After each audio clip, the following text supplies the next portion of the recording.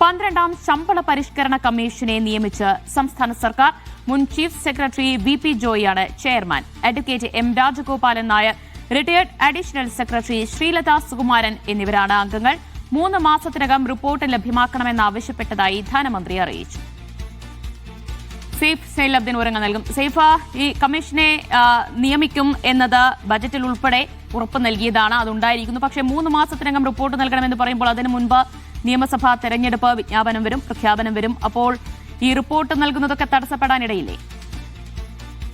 സ്വാഭാവികമായിട്ടും അത് തടസ്സപ്പെടാനുള്ള സാധ്യതയുണ്ട് ദിവ്യ. 3 മാസം എന്ന് പറയുന്നത് സാധാരണഗതിയിൽ ശമ്പള പരിഷ്കരണ കമ്മീഷനെ 3 മാസത്തേക്കാണ് നിയോഗിക്കുന്നത്. പക്ഷെ പിന്നീട് സമയം നീട്ടിക്കൊടുക്കുന്ന ചരിത്രമാണ് കേരളത്തിൽ ഉണ്ടായിട്ടുള്ളത്. ഇതിപ്പോൾ 3 മാസം എന്ന് പറയുമ്പോൾ ദിവ്യ സൂചിപ്പിച്ച പോലെ തന്നെ മാർച്ച്, ഏപ്രിൽ, മെയ് 20 തന്നെ പുതിയ സർക്കാർ അധികാരമേൽക്കണം. എന്തായാലും അടുത്ത സർക്കാരിന് മാത്രമേ ശമ്പള പരിഷ്കരണം നടപ്പാക്കാൻ കഴിയൂ എന്നൊരു വസ്തുത നിലനിൽക്കുന്നുണ്ട്. മുൻ ചീഫ് സെക്രട്ടറിയായ വി.പി. ജോയ് ആണ് chairman. Advocate M. Rajagopalan Nair, അതുപോലെ തന്നെ retired additional secretary Sreelatha Sukumaran എന്നിവരാണ് അംഗങ്ങൾ. ധനകാര്യ വകുപ്പിന് അഡീഷണൽ സെക്രട്ടറിയായ വി.ആർ. ശോഭ കമ്മീഷന്റെ സെക്രട്ടറിയായി പ്രവർത്തിക്കും. ഈ റിപ്പോർട്ട് കിട്ടിയതിന് പിന്നാലെ തന്നെ സമയബന്ധിതമായി അത് നടപ്പാക്കും എന്നാണ് സർക്കാരിന്റെ വാഗ്ദാനം.